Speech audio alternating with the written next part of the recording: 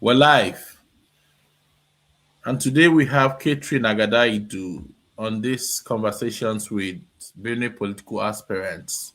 She's running for Federal House of Representatives, Ado Ogbadibo, Okpoku Federal Constituency. We like to have interactions, conversations around getting to know her, what she would represent if she eventually wins the election, what her vision and aspirations are for the people of the constituency she wants to represent. So good to have you here today, Catherine Agada Itu.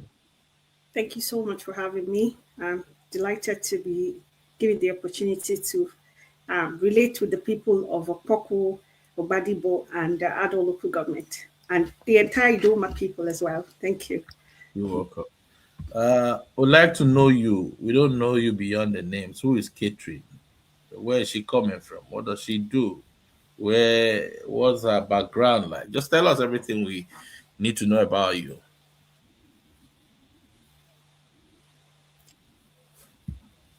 Thank you. I am Catherine Agada Idu, and I am the daughter of late Joe Agada from Ichama, IJ Bega, precisely, in Okwako local government.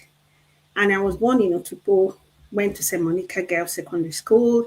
I later went to Lagos and got a degree in international relations.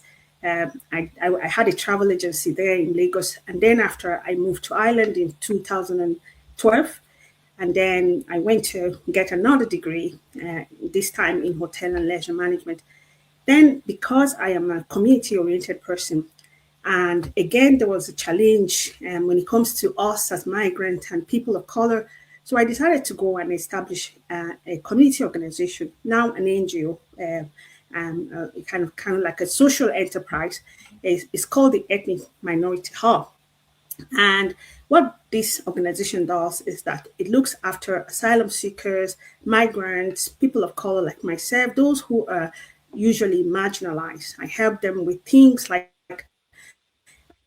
access to some services, access to information. I help them do applications, work visa, all kinds of things. So I'm basically like the voice for the voiceless in my own community, and I do a lot of activities for young people as well. Because you know that we hear stories about young black boys getting in trouble abroad, and some people say, "Oh, if you have children there, this is what they become," and that is because there's a gap between when parents are always out working and then the children don't get the type of parenting that they need. So I was able to come up with initiatives like opening a basketball club for these young people so that they can have something positive to do. And I think that that is something that can be used when it comes to the issue with our young people in our country as well. But that aside, I'm also I own my own set business where I kind of it's very similar. I teach people migrant integration course. That's what I do, because when I also got a degree here in Ireland, I did Irish history and cultural heritage. I was exposed to a lot of things of how this country was built. It was built on community spirit, the way they work together as community, and they carry that on. And that is why they have a community where it's not just issues are not just left for the government. It's everybody's business to kind of care for their own community. So I also do that as my own business. And look, I also went into politics as a result, because what I also find out is if people like us continue to just complain and not do anything about it, we will never get things done. So instead of sitting down and just complaining, I decided to go into politics so that I will have the real opportunity to solve the problem for the people. So I joined the Green Party at the time because it aligns with my own principle, my policy. I love to look after the environment.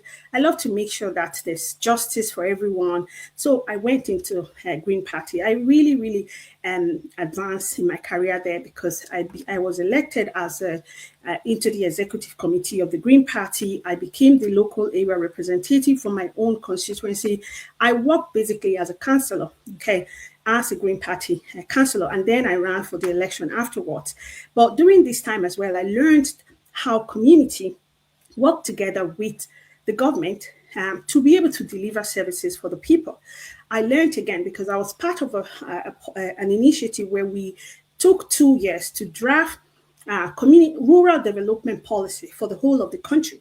So we came up with ideas of, well, in rural areas, you know yourself that people want to move from the rural areas to the cities because there are no kind of some facilities that they are looking for in the city. So what we came up with is to bring those kind of facilities down to the rural area so that it will keep people there, like transport, like youth centers, like family resource centers, and all these things. So I learned how policies can shaping and drive development in the community through all of that experience. But I never kind of disconnected from home. I've always just looked back home and see what is happening in my own country. And I feel that I'm giving so much to another country here, but I have a place where I come from and people are crying every day. So I wanted to go and do something for them. That's how I also created an NGO. Like this is not even today. Like I'm the founder of African Child Rights, where I established a kind of a study outlet for young people. At the time during the COVID period, I heard that there were a lot of teachers that were out of school. I saw graduates come out of school, have no job. I decided to recruit online on Facebook. I did interview for like 100 people, and I recruited teachers, gave them uniform, gave them materials like this book here, African Child Right book, is what I usually print for the children. So every child, the ones that their parent cannot afford school fees, they were teaching them in their communities. Teachers were paid to do that. It was a kind of a, it was all over the country. I had in Delta State, I had in different, I had, to go as well. It's still there, to go up to now. So children got the opportunity that their parent cannot afford school, to actually get access to this very needed education. So what I want to do is to come back and use the experience that I have, that I've learned from here, to bring it back to my people so that I can, be part of the solution. Thank you. That's good. That's a well-grounded introduction about your background. Before I get to the question would have usually asked, I want to ask a very. This question is even to those who I may not have the privilege of interviewing. I would want them to ask them, answer that question within themselves. Answer this question within themselves. We have women, young girls in our communities all around going through a lot of adolescent crisis. Have you ever had any kind of intervention or try to provide support to them in any way? Through mentoring, through support, through little education, or even provision of, let's say, a sanitary pad to anyone? Mhm. Because Thank I you. see some of you on social media bringing other girls to their houses, sharing money on social media. But I see a disconnect. Correct me if I'm wrong. A complete disconnect from the young girls back home. Like these people don't understand what the girl child is going through in Nigeria, particularly where they want to represent.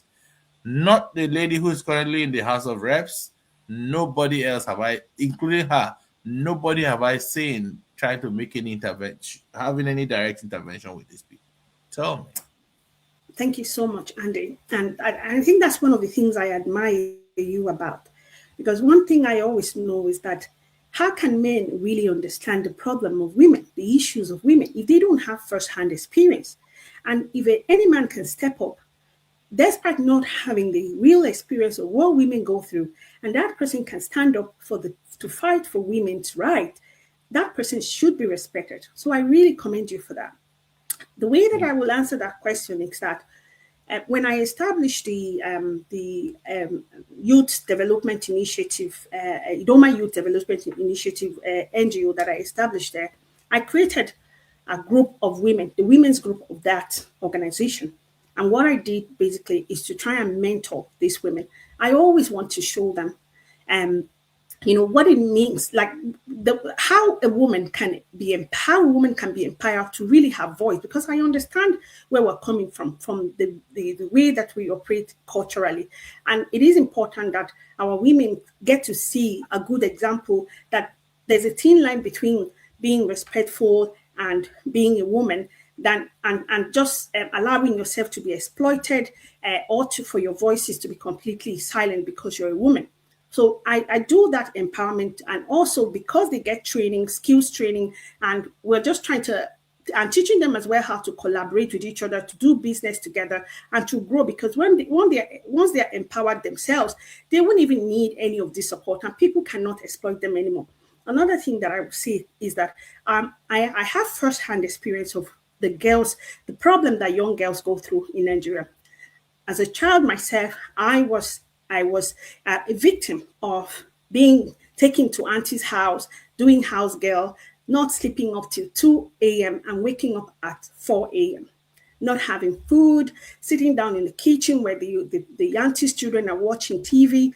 I know what it means for the girls that are taking to auntie's house, uncle's house for house girl. I also know what it means for a girl living with auntie or uncle to also be sexually exploited, or to be, tried to be raped and all of that. And many of them being raped as well.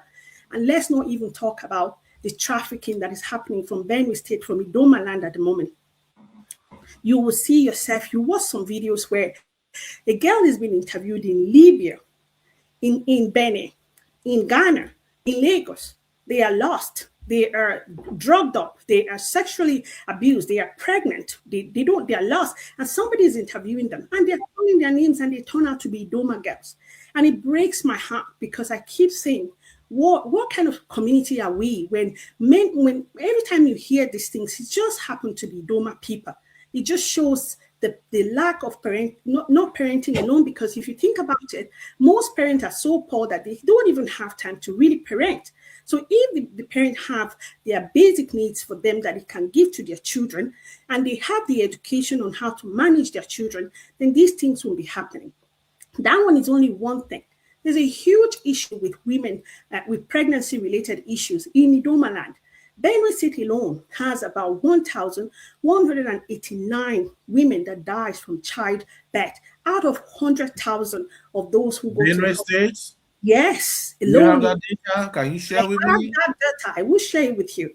I'll be That glad is to how have it. bad it is. I'll be glad to And have these it. things, yeah, and these incidences are coming from issues like hospitals not having something as small as hand gloves, sanitization, and water. All these things are there, and we are busy talking about the old things of I'll give you road, I'll give you water, I'll give you electricity. When we our issues have expounded, we have huge issue.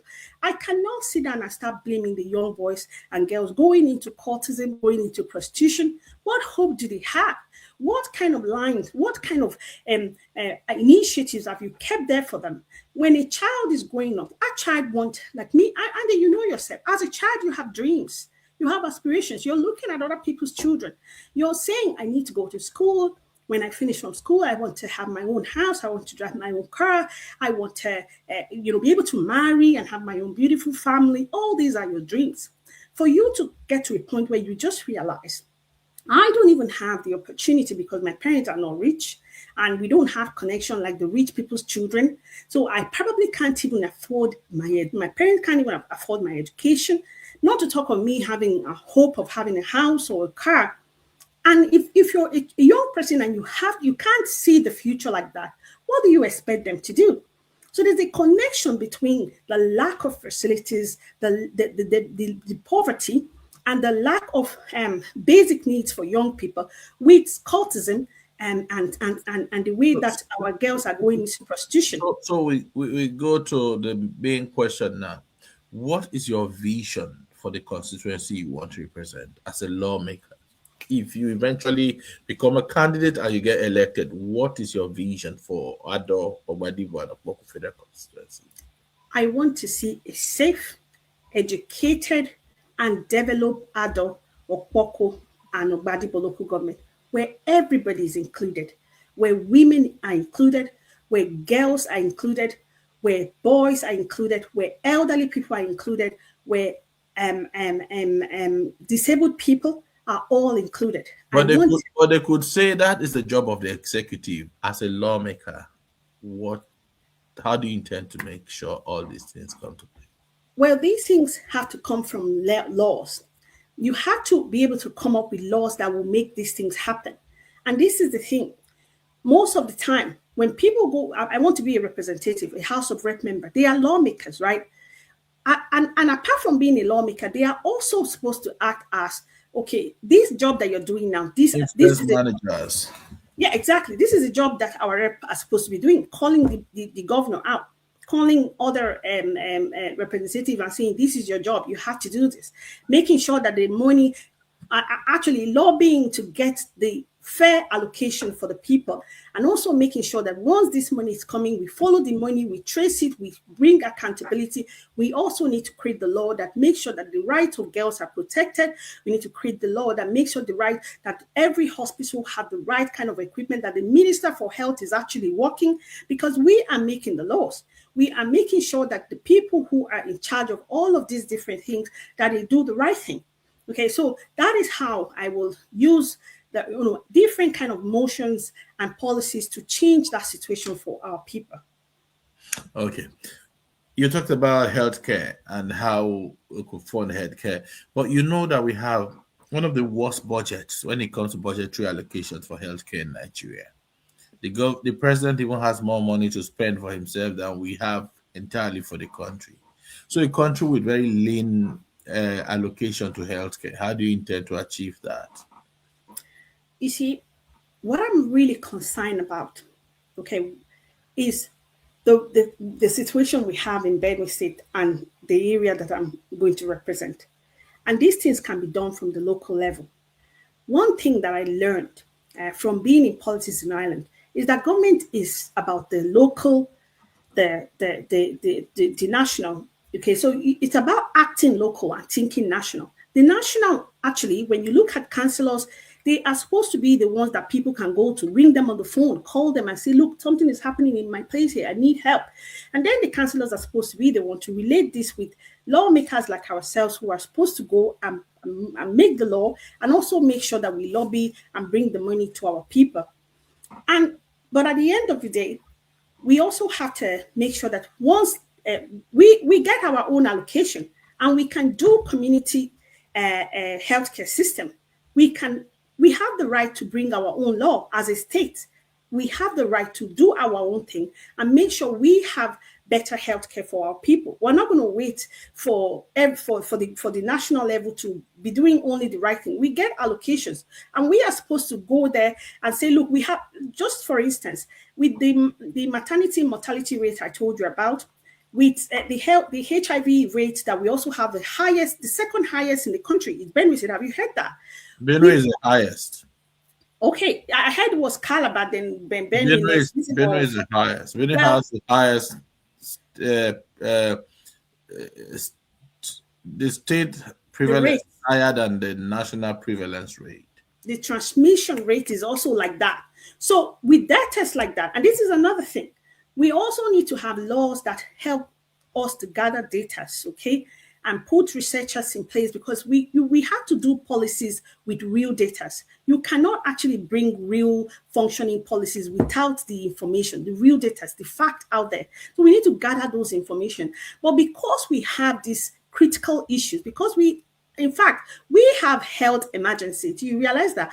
Benue State have health emergency. And in that regard, we are supposed to be looking for allocations that will meet the needs of Benue State, because we do have a more critical situation than other people. So it is about lobbying that huge amount of money to come into our state, and then creating our health centers, also making sure that our doctors are well taken care of, that we also have laws that prevent people who just wake up, set up pharmacies and start selling medicines to people without any professional skills and all of that. We have to also make sure that we're training the right people from the schools, because it starts from the school as well. Let's put more money, invest more money into bringing quality, skilled workers for our healthcare sector, and then bringing them in, but also creating good health centers with all of the required facilities. There are so many advanced technology these days. We're not even making use of it. We're so way behind when it comes to that. So I think that even though the country is doing badly in terms of health generally, this thing is something we can do on a local level. We have a peculiar situation, and we can make Benue State healthcare, in that kind of sense, get more money for our people. Thank you. The constituency you plan to represent, Ado Okpokwa Wadibo, is a very powerful constituency with people with hot heads in those areas, and you're running against many people, too many men, too many testosterone in the room. How do you think you're going to stand out? What message do you have for the people that you think theirs would probably be subpar compared to what you are bringing on board? In summary, how do you intend to be different from every person there? Um, what makes me stand out is my experience. I have a good idea of how countries that are developed countries that we have evidence of how they have been able to develop their country. I have that real experience of being in politics with them, of making policies with them, of going around to the European Parliament, going to Poland, going to Spain, going to different countries, liaising with people, negotiating. Actually, at the moment, we do need allies. We do need people who can negotiate with our foreign allies because Nigeria, as you look at, even Benue State right now, with our solid mirrors and all of this, people coming into the state, we have no power to negotiate with them because we don't really have experience of how these things are supposed to be done. And I see us very vulnerable in that regard. I have that edge over the other candidate. And I know that there's this, at the moment it's so, it's all, it's filled with men and people just feel that women are not supposed to be in that kind of space. It's not been an easy space for women to go and actually shine and go to. But I want our people to realize that we're no longer living in the past. In fact, we have no time for this. And men are very good. Of course, they do their own part. But can you ever imagine? Most of us preach that for you to have a functioning family, you need to have a father and a mother, right? You need to have the combination because it is good. When the father is using different kind of discipline for the children, the mother comes with the empathy, she comes with the instinct, she comes with the good emotion, she manages the home. So you can imagine what has been missing out when our political space, especially in Ado or Poku local government and Obadibo, it has been filled with only men. There's no diversity of knowledge and decision there. There's no empathy there. There's no woman motherly instinct there. Everything is done on that kind of man, macho level. And we see the result today. Most of the time when these people, and look, I'm not insulting their person here because I'm very respectful to everybody because I understand that I still have to work with them, okay? But the thing is, the mindset is all about, oh, okay, election is 1 year coming. Let me just go and put the bulldozers there. Let me put the tractors there and show them that I'm doing some work. But think about this for 1 second, guys. If election is only 1 year from now, and somebody puts a tractor down or bulldozer starts to construct for you, tell me, can the construction finish in 1 year? Can anybody do No. a solid construction in 1 year? No. That tells you that after the election, when you finish voting for them, they will abandon that project just like they've been doing over and over. And people keep buying into it. And that is the thing. They see our people, they think that our people are not so smart that they keep using the same tactics for them. They bring rappers, they bring Maggie, they bring rice. Our people go back to poverty, they go back to insecurity, they go back to all of these challenges. We need to think better. We need to really think better. We need women, not just women, because you can see example from some of the women that are there now.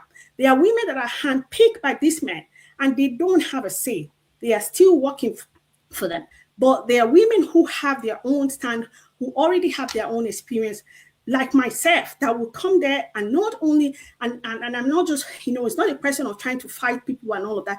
It's a question of bringing real solution to the table, showing how things can be done. And I want our people to experience for the first time what it means to benefit from their own country and their own resources. I want them to realize the opportunity that it is to have the right people and not just play politics, because we're only endangering our future, the future of our children, and the future of our dear Idoma land. Thank you.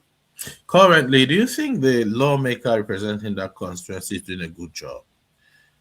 When you talk about from lawmaking to constituency projects and representation, effective representation, looking at the electronic transmission of votes without proviso that the controversy is still raging, do you think the lawmaker has done well in that regard? I know Um, he's your party member, but mhm. we need to know what your thoughts are on this whole issue. So the thing is that I'm not going to attack somebody's personality It's because not I to attack, yeah, it's to do an assessment of his of his tenure. Is to do assessment, because if he's doing well, why do you want to change him? yeah, So it's about doing an assessment. yeah, I totally haven't said he's doing well. I don't think he's doing well at all. I see that he's coming out now and trying to do things that hasn't been done for the last 3 years. Like, But you know, like like I I'm mean, the talking appointed about the school. reps. I'm not talking about Senate yet. I'm trying to look at your immediate. Do Oh you yeah, yeah, think the guy who's in the House of Reps currently has done so much to go back? And if he's done so much, like you don't want to talk about it, why do you want to go? no, no, no. What I'm saying is Yeah, that I don't want to do character assassination.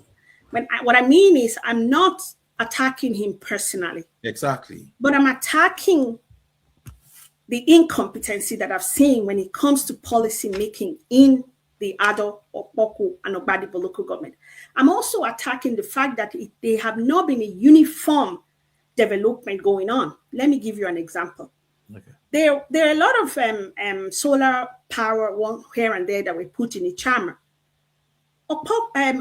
Oupa doesn't have light. The people have been crying for that. They are also part of that constituency.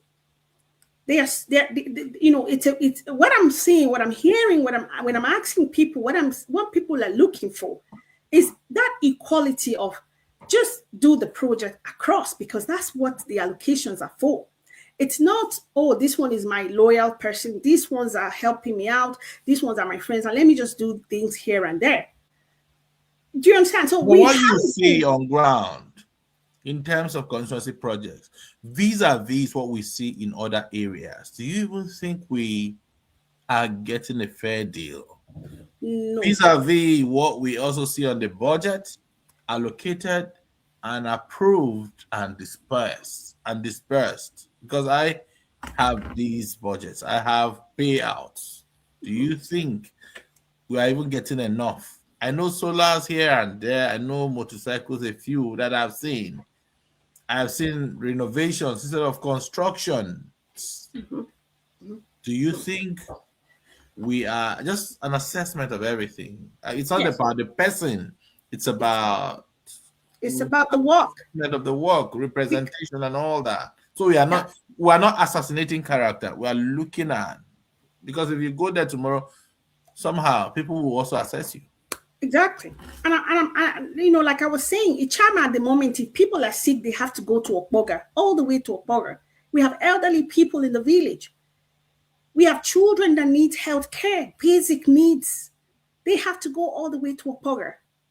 These things have never been taught about. And these are the things that representatives are for. There are schools in Ichama that were closed until I intervened recently, and those schools have been opened because I had to help pay school fees for some teachers. Now, you will say that this is for the government, the governor, to do, but that is what representation means.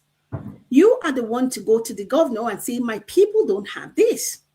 You have to do your job. So the governor can't do all these things alone. You are the eye of the governor, and that's why you're representing the people.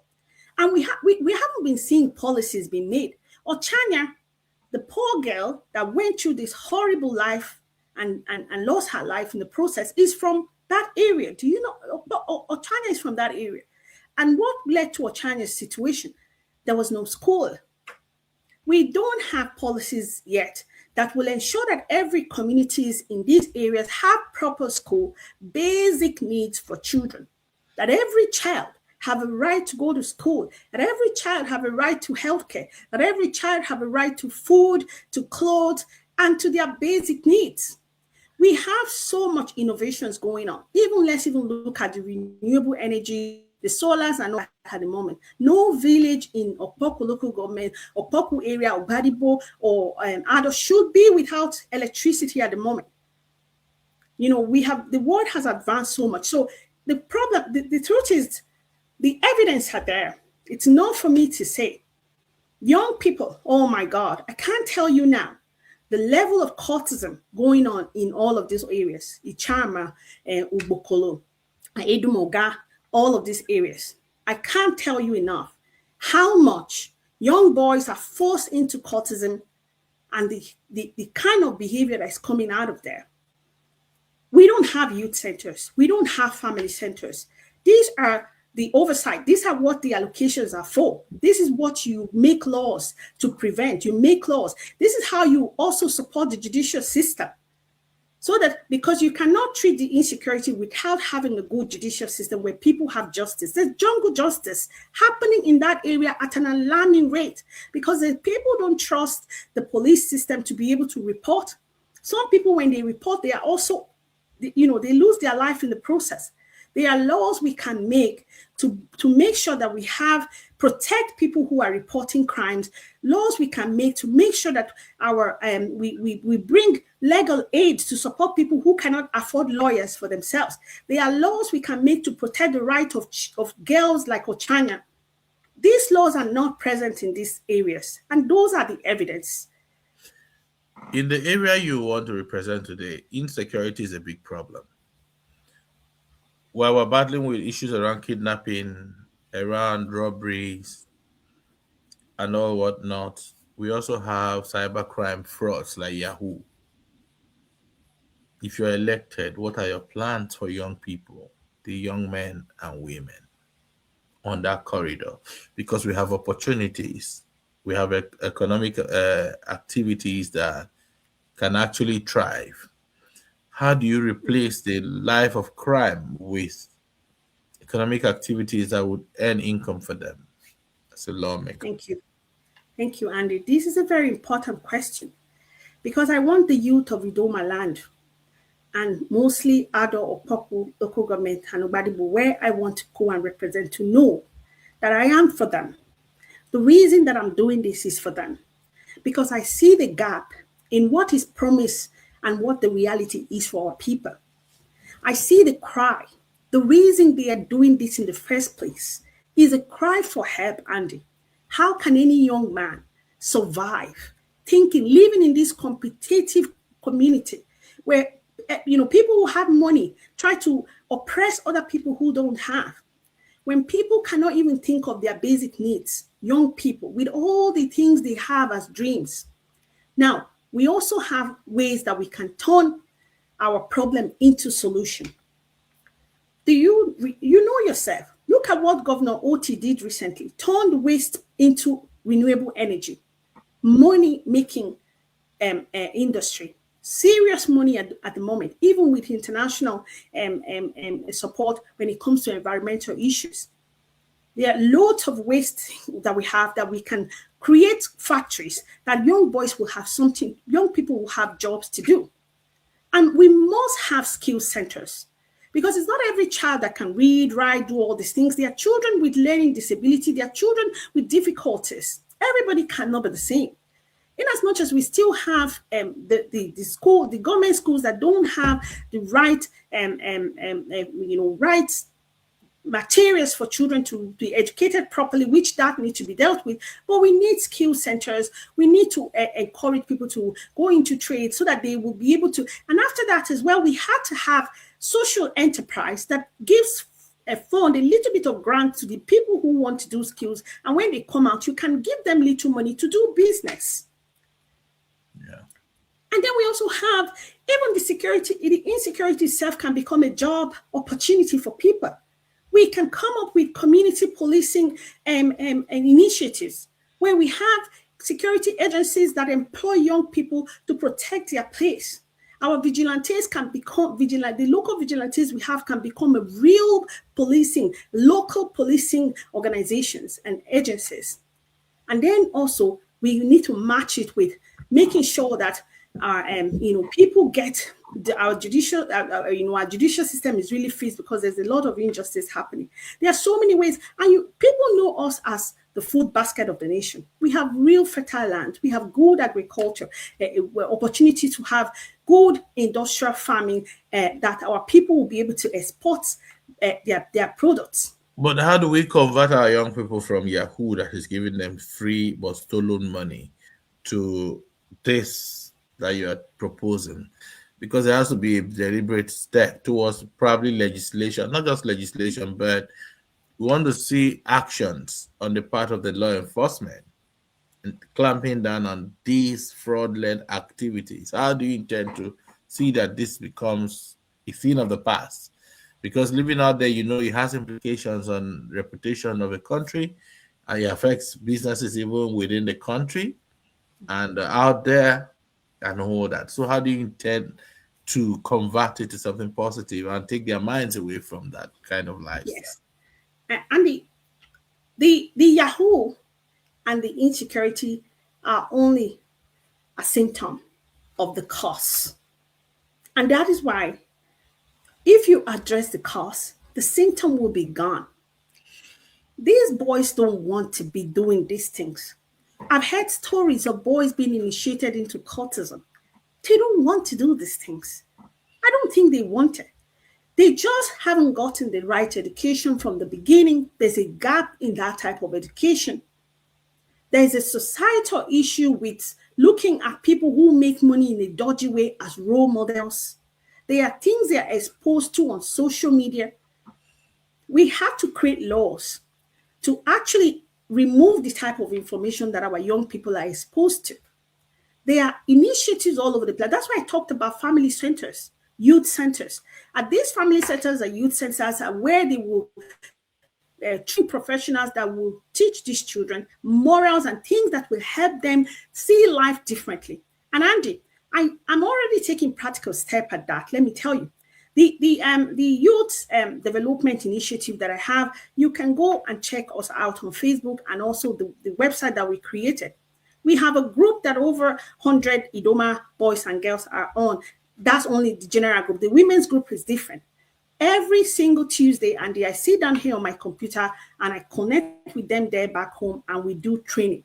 I show them what is happening in Ireland here. I show them how much people are I post to them sometimes in the group. I might go to the shop. I see some product that people package, things that we own from our own place that somebody packaged and we're selling. I will post the picture there. I'll tell them to see.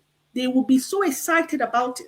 Whenever I teach them every Tuesday, they are so happy. They say they wish that they ever have somebody that thought about them like this. Do you think that our boys and girls want to live this life? They are only crying for help because they have no other way. So once we replace, once we give the good education and we provide the job, we give them the vision to see that they can be more than that. And we take away the type of information that is deliberately put on our social media spaces and our communities to make these boys think that this life is a normal life. If we deal with those issues, that issue will go away. So that's the way I feel that it should be. And there have to be laws that back this thing up. And that's why I talked about judicial system. Our judicial system needs to be reformed. So we need to bring law to make sure that that happens. Thank you. Thank you. Currently, healthcare is a problem.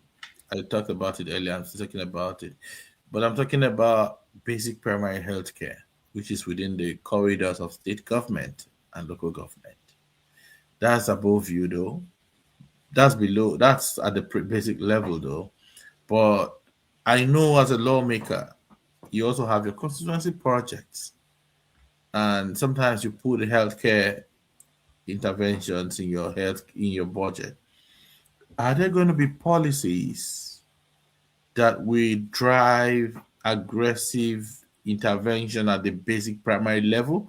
Because for as low as 5,000 naira, we lose people in our communities, and our elderlies, when they get older, it's a lot worrisome for them. For next to nothing, just BP apparatus, we can't even boast of them in our basic primary healthcare centers. What intervention strategy or plans do you have to address healthcare issues across not just your concerns but the country as a lawmaker?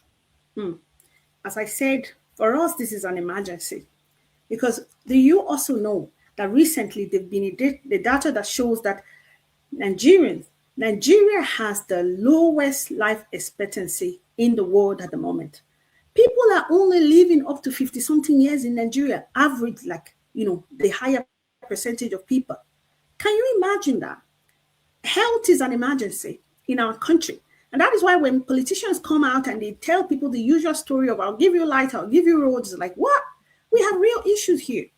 First of all, we need to have research centers where we are actually able to collect the information of what is real and then use this data, this fact, to inform our policy making. But we need to, as a matter of urgency, bring laws that ensure that there's a standard of practice when it comes to the health of our people. We cannot look. We have to have something like here we call it the health and safety, for example. The health and safety is an agency of its own that makes sure that ensure that there's good practices across all the health centers, across anything that has to do with people, even food. People who are selling food, health and safety, we go to their shop and make sure that they are selling the food that is not going to come and kill everybody. We don't have that. That is why I always look at our people when we keep asking politicians, oh, we want you to do this for us. It's like, we cannot even start doing anything when we don't have the right institutions, the right systems to do that. And that is where the work of the lawmakers come in. You're paid to think, for the love of God. And that's why it's such a shame that we allow people, the type of people we let into our area of policy making and lawmaking is painful, because you are paid to think at that level. Okay, you're not the counselor that is just moving around the villages trying to do one or two things. You're actually paid to think. You're actually paid to sit down on a daily basis and like, okay, what's the problem now? How can I bring policies that will change this situation? You're paid to create laws, and the laws and societies and countries are actually driven by good laws. When there are good laws, everything works. So we are supposed to have a law that ensure that we have the right agencies and the right institutions that will make sure that there are good practices across all our health sectors. But most importantly, that we fight for allocations to establish community health centers, and make sure that our hospitals have the right equipment, up-to-date equipment. We have the right people working in our health sectors, and not, you see, what is happening at the moment again is the brain drain and the loss of talents from our country. Our doctors, our good doctors, are leaving the country, leaving our people with low quality healthcare practitioners. And that also means that our people cannot avail of good quality healthcare. So we have to also make sure that we pay our healthcare professionals well to keep them here. And we have to make that law. If it becomes a law, if it's passed into law, then local government people are supposed to make sure that it happens, that their salaries are paid for them, and that we also train our schools as well. We have to have education that is focused on training professionals to meet the needs of our healthcare, tailored needs of our healthcare. These things need the right agencies, it needs the right laws, and it also needs the right funding for it. So this is our job, to think, to come up with the ideas, and to make sure we present it before the House, and also lobby other colleagues to join us and support the policies, so we pass them into law and we get doing the job. Thank you. Great. But the way our House of Reps and the Parliament is structured today. Your party, the APC, dominates the reps and the Senate, and they're all standing on a mandate instead of looking at the real issues, instead of deliberating on issues that really needs to, be issues of national importance. It's a big debate, it's a big issue. How do you intend to navigate the landmines, to ensure that your bill or motion is passed, to ensure that all these are achieved? You see, one of the things that is so needed as well in our political scene is the interpersonal skills. There's a difference between expressing your situation with anger, fighting, trying to make enemies with people. You have to understand the systematic way to get people to do what they have to do. And I've learned that from where I live here. There's a huge difference between the way we approach things in our countries, because we do it with, all the time trying to challenge each other, trying to be bigger than the other person, saying that I'm smarter than you, I'm more intelligent than you, I'm bigger than you. We approach things from that shallow level. We don't approach it from, well, I know what I had to say or do, and I know the right kind of laws that I have to go and get. Our people most of the time don't realize that most of the time, if you can dig out the actual law that protects you in a certain way, you'll be able to get your way. But again, so you need that interpersonal skills to be able to deal with people, and you cannot go and make enemies with everybody, because if you do that, as somebody who have been, in policy making environment, I realize that if you go around fighting with everybody, you can't get any of your bills passed.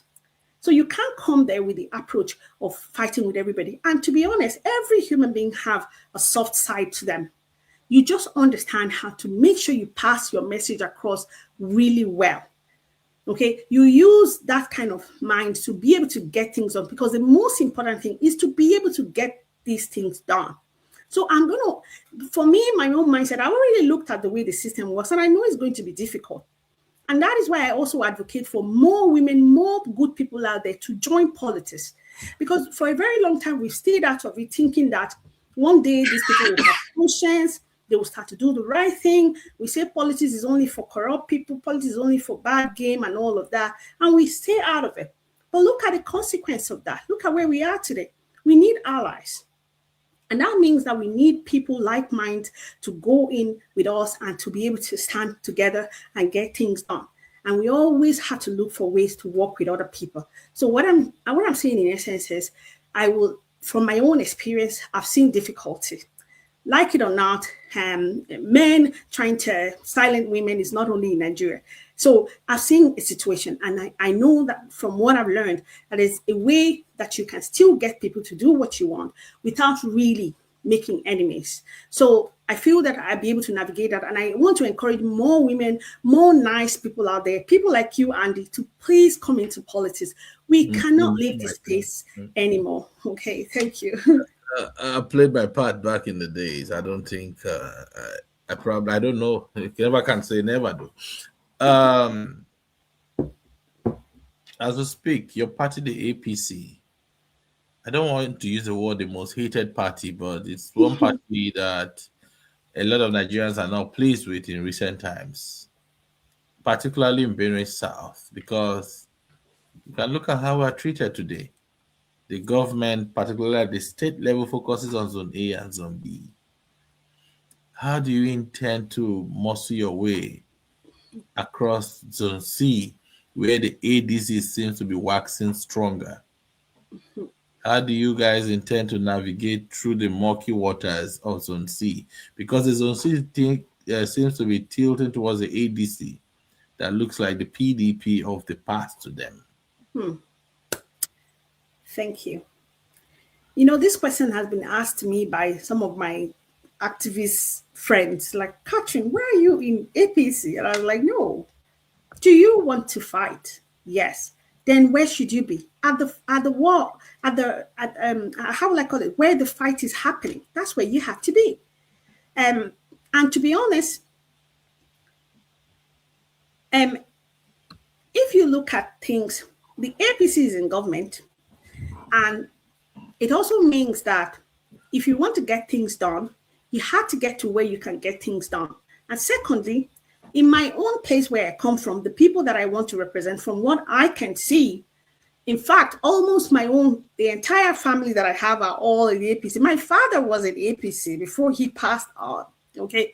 So the thing for me is, if people can look beyond political parties and start looking at the people, we will go a long way. So political parties should be platforms for us to be able to do good work for our people. It shouldn't be a tag on people's personality. And that is the approach. That's the way that I'm looking at it. How can you if you want to go to the war front, where you really be able to get your target and get your job done, where should you be? Should you hide somewhere and then decide, oh, I'm going to be talking, or will you go to where you can really get your target? So that is the point of this. But at the end of the day, doesn't matter which platform you're operating from. What is important is that we can all work together. Because one thing you have to know about politics, and I learned that the hard way, is that people stay outside of these politics and they keep thinking that these political parties are against each other. What they're doing is fighting for their place. But once the government is established, all these political parties are still going to work together. If they don't work together, they cannot get anything done. So once you put a political party on your head as an identity and you start fighting for them up and down, you are actually, doing yourself. Every political party have their rules, they have their manifesto, they have their things, their policies. You have to follow these things. But you also have to think about your individual purpose, your principles, and what you're with. And people should look more into that. That's what I'm trying to say. That look more into what I can deliver and not so much as the platform that I decide to get into the war with. Nice. That's quite interesting. Even though we know in Africa, not necessarily Africa, Nigeria, political parties are more like vehicles, but in other developed democracies, they are not vehicles. They carry ideals, the vision, aspirations of the people through a platform. So Yeah. they are not necessarily platforms uh, in other climes, like we will say. So, and that's why it's difficult to see people change parties like we do here. So, but because I know where you are, you're not changing parties or seeing them like platforms. You stick here and you're there because you believe in the ideologies, and ideologies could change over time, but it's not something that changes very often like we see back here. I don't know if any of my audience, if there's any question from the audience, because time is well spent. If there are questions, you can start bringing them in, and I will ask questions for another 5 minutes. But if there are no questions, uh, we'll let her give us her parting shots, and we'll get to go if she has any other thing to tell us about her plans for the people of Benue South as we navigate. There are no questions yet. I could read a few comments that says, "Great woman, great job, sound intro. Great vision and mission accomplished. I bless you graciously, darling sister, Master Chief Andy, Thank you. by Mickey. That's Father Mike. Lady, patience and more grace to your elbow. Thank you. So, someone who is this Costa? You do is saying, I'm impressed. Andy, That's my husband. okay, thanks for this interview. To be good, also, if you can organize a bit for aspirants, that's not what they have after. So, yeah, we're planning to have a debate, not for aspirants, maybe for candidates, if we can put all that together. And that will happen right in Otukbo. And everybody will get to see all over the world. Because if you want aspirants, I'm sure we're not going to have any hall to contain everybody. But if you have candidates, it's definite. And they'll come out there publicly and we'll have a debate, basically. Let's talk and people get to know what their plans are on specific issues and who best to support in the elections. I don't think we have any other question we have no question or comments further. But if you have any other thing to add to our conversations, you could share with us. Let's know. Maybe anything we haven't heard. Or wait, you talked about you talked about minerals and all that and how you intend to navigate them, what you've done in the past. The constituency you want to represent, Ogbadibo, Okpa precisely, and Okpoku, there's been a lot of extraction of coal from the soil by the Dangote group. Communities are, and there's been some sort of humanitarian crisis too, because they have no potable water, their pollution, their water bodies are polluted, and not so much is done by the Dangote or government is really neither is government helping so much to address that issue. If you come in, what are your plans towards addressing the issue of exploitation and exploration of coal in a manner that puts the community's life at risk? Thank you. And that is why it is very essential that our people start looking beyond the policies of the old, of following people just for the sake of, oh, this person is our loyal father and all of that. Because we're living in a time where what is happening in our communities, especially in Idoma land, is not sustainable whatsoever. If we continue like this, I don't know what the future of our people will be like. We have a situation where people are creating intentional insecurity just to keep us in this chaotic situation so that they can keep taking what belongs to us. We're not able to protect our own heritage, the thing that nature blessed us with, that we are supposed to become rich from, that we're supposed to see all of the infrastructures developed from the money gotten from our own gifts that we got from nature to use to better our lives. We let people come and take them away without any kind of protection. We need real laws. And I'm telling you, Andy, one of the things that I've been looking for, that I've been talking about, is about the exploitation, the illegal mining of our resources in Benue State particular. And I know that, we've seen data out there that shows that most of this insecurity are related to these things, because this chaos is very good for people coming in and stealing things.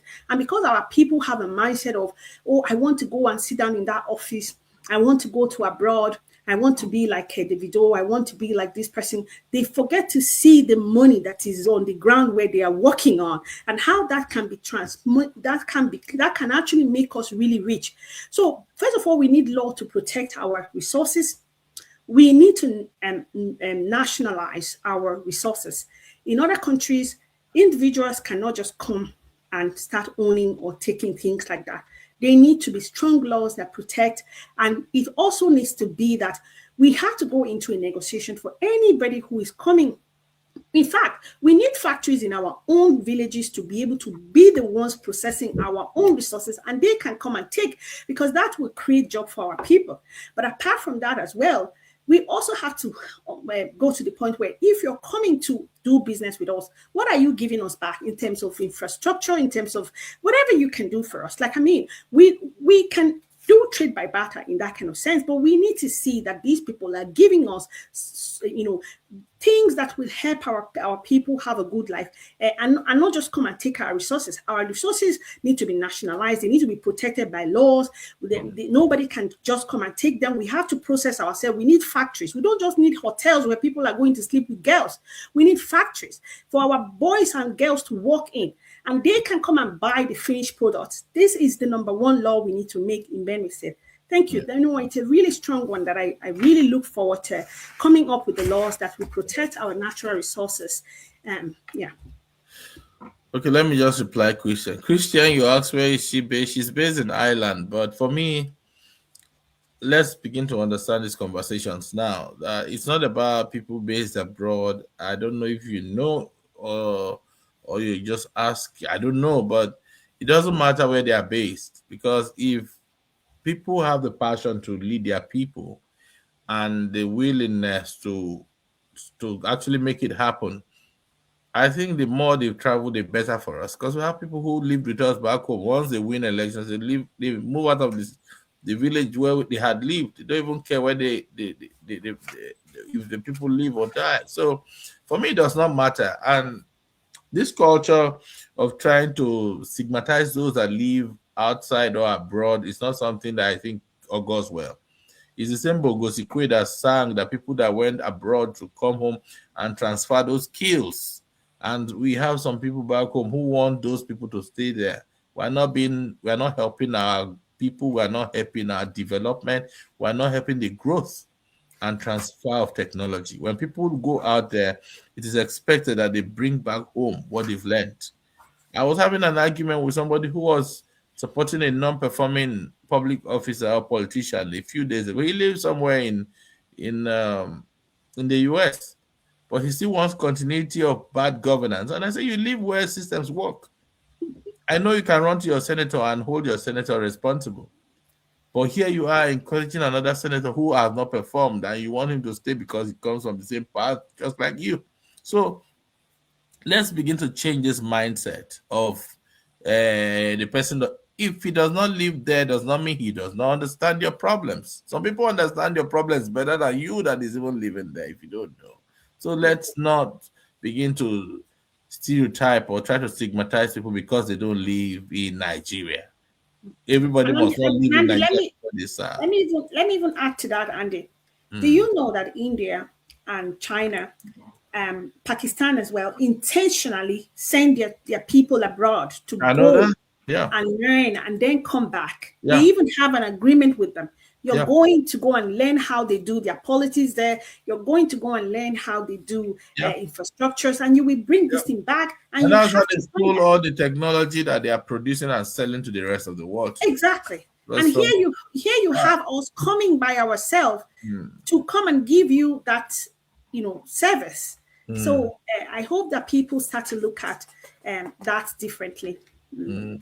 So there's a very important question that just came in. I said she's very good with her English, but why should we believe her? What assurance is she giving us that she's not going to end up like others? That's a question. I think I'll take that question as a final question. Okay.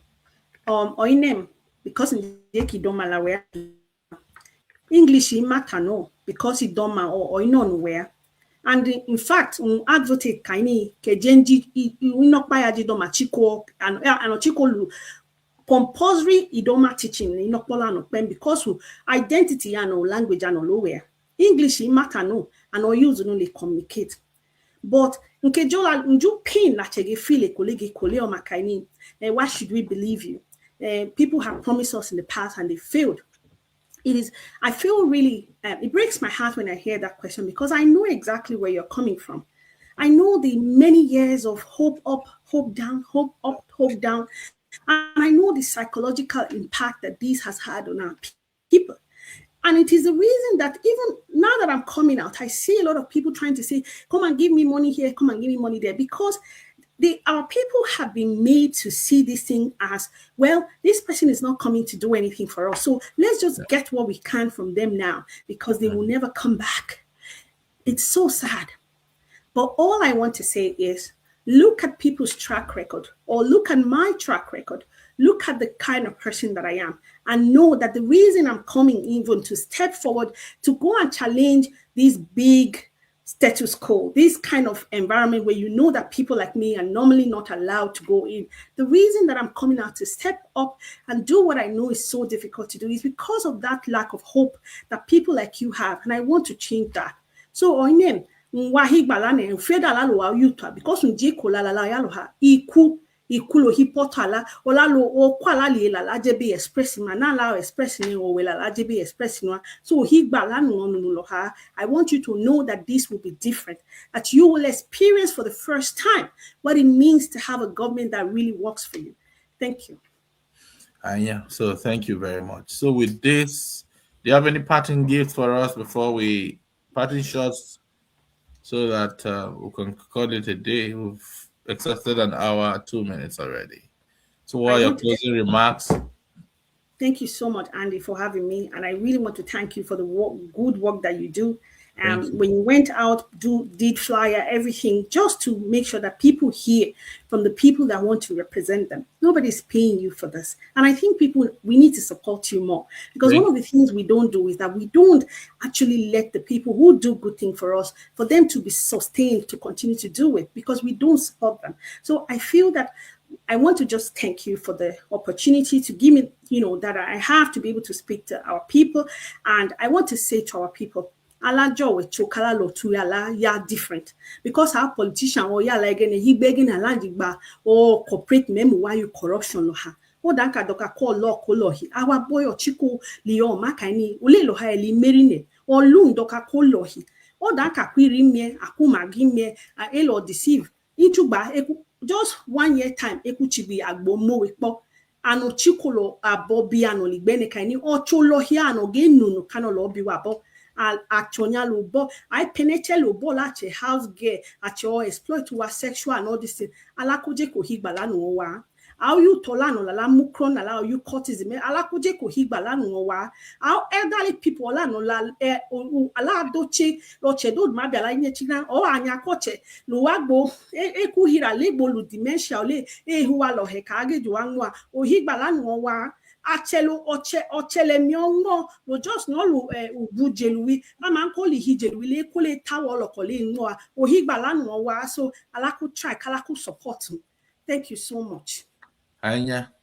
So to all of you in the comment section and those who've stuck with us today, I say thank you to all of you. And we pray that we go home as we go home. We have a peaceful weekend and we pray you make it to the next round of your uh, politicking, and as we navigate, if you become a candidate and you still want to speak with us, we'll still be available to ask other questions. That at that point, it's going to be voting, and I mean a campaign, and then you can be able to tell them how you intend to do all that. I say thank you to you for making out this 1 hour for us. I know it's been very busy for you too, and we also hope you enjoy and have a great weekend too. Thank you so much, So we'll Andy. call it a day at the end. We come to the end of this conversation then. Thanks so much. Bye bye.